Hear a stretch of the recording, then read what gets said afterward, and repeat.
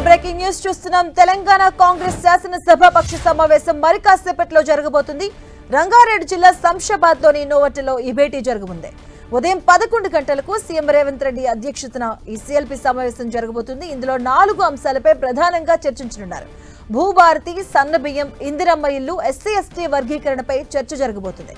ఈ మేరకు పార్టీ ఎమ్మెల్యేలు, ఎమ్మెల్సీలకు ప్రభుత్వ విప్లు సమాచారం ఇచ్చారు. ఇదే అంశానికి సంబంధించిన పూర్తి అప్డేట్స్ మా కరెస్పాండెంట్ ప్రతాప్ అందిస్తారు. ప్రతాప్,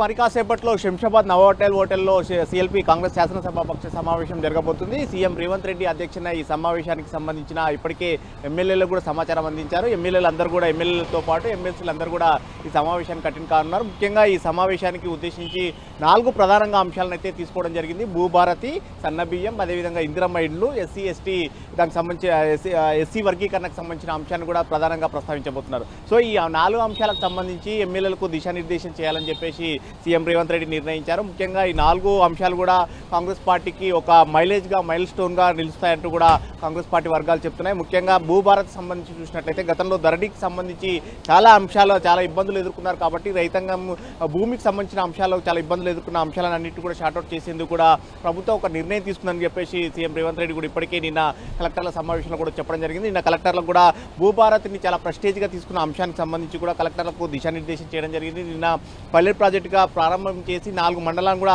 ఎంపిక చేశారు. రాబోయే రోజుల్లో పూర్తి స్థాయిలో దీన్ని జూన్ 2న రాష్ట్ర వ్యాప్తంగా ఇంప్లిమెంట్ చేసేందుకు కూడా ప్రభుత్వం అయితే కసరత్తు చేస్తుంది. అయితే గతంలో ధరణిలో ఏవైతే 35 మాడ్యూల్స్ ఉన్నాయో వాటిని అన్నింటినీ కూడా క్రోడీకరించి కేవలం ఇప్పుడు 6 మాడ్యూల్స్ కిందికి తీసుకురావడం జరిగింది. అదేవిధంగా తహసీల్దార్లకు కానీ, అదేవిధంగా ఆర్డీఓకు, జేసీకే, కలెక్టర్లకు పరిమితులు కానీ ఏ విధంగా ఉండాలి, ఏ విధంగా సమస్య వచ్చినట్లయితే దాన్ని లాక్ ఏ విధంగా చేయాలని దానికి సంబంధించి కూడా కొత్త మోడల్ అయితే తీసుకురావడం జరిగింది. ఈ అంశానికి సంబంధించి కూడా నిన్న కలెక్టర్లకు దిశానిర్దేశం చేసి దీన్ని రాష్ట్ర వ్యాప్తంగా అన్ని మండలాల్లో కూడా సంబంధించి కూడా కలెక్టర్లు ప్రత్యేక దృష్టితోటి దీన్ని ఫోకస్ చేయాలని కూడా చెప్పారు. వీటితో పాటు ఇందిరమ్మ ఇల్లు అనేది చాలా ప్రత్యేకంగా కాంగ్రెస్ పార్టీ తీసుకుందని చెప్పుకోవచ్చు. ఇందిరమ్మ ఇళ్లకు సంబంధించి కూడా ఎన్నికల సందర్భంగా ఇచ్చిన హామీ మేరకు ప్రతి ఒక్కరికి 5 లక్షల రూపాయలు, అదేవిధంగా ఎస్సీ ఎస్టీలు అయితే 6 లక్షల రూపాయలు ఇవ్వాలని చెప్పేసి నిర్ణయించింది. దీనికి సంబంధించి కూడా ఎంపిక విధానానికి సంబంధించి కూడా ప్రభుత్వం ఒక ప్రత్యేకమైన సాఫ్ట్వేర్ను కూడా చూస్తుంది. అయితే ఈ అంశానికి సంబంధించి కూడా ఏ విధంగా ఎంపిక చేయాలి, దీనికి సంబంధించి కూడా ఏ విధంగా ముందుకెళ్లాలని దానికి సంబంధించి కూడా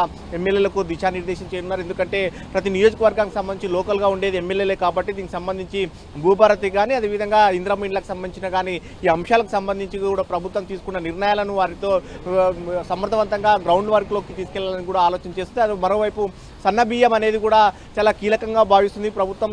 గతంలో దొడ్డు బియ్యం సంబంధించి కూడా దొడ్డు బియ్యం ఇచ్చినప్పుడు వారు యథావిధిగా అమ్ముకునేవారు. ఇప్పుడు సన్న బియ్యం ఇవ్వడం వల్ల ఇది ఒక ప్రత్యేక పండుగ వాతావరణం లాగా క్రియేట్ చేయాలని చెప్పేసి ప్రభుత్వం భావిస్తుంది. అందుకు అనుగుణంగా ఇప్పటికే సీఎం రేవంత్ రెడ్డి కానీ, అదేవిధంగా మంత్రులు కూడా చాలా చోట్ల సన్న బియ్యం లబ్ధిదారుల ఇళ్లకి వెళ్ళి భోజనాలు చేయడం కానీ ఇది ఒక పండుగ వాతావరణంగా చేయాలి, మరింత ప్రచారం కల్పించే విధంగా కూడా చూడాలి. దీనికి సంబంధించి కూడా ఎమ్మెల్యేలు గ్రౌండ్ స్థాయిలో మరింత విస్తృతంగా తీసుకెళ్లాలని కూడా ఆలోచన చేస్తున్నారు. మరోవైపు ఎస్సీ వర్గీకరణ చాలా కాలం దాదాపు 20-30 సంవత్సరాల నుంచి పెండింగ్ లో ఉన్న ఎస్సీ వర్గీకరణ కూడా చేశారు. కాబట్టి ఈ అంశాలన్నిటి కూడా ముఖ్యంగా ఈ 4 అంశాలకు సంబంధించి కూడా జనంలోకి తీసుకెళ్లేందుకే ఈరోజు శాసనసభాపక్ష సమావేశాన్ని ఏర్పాటు చేయడం జరిగింది. Okay, thank you Pratap.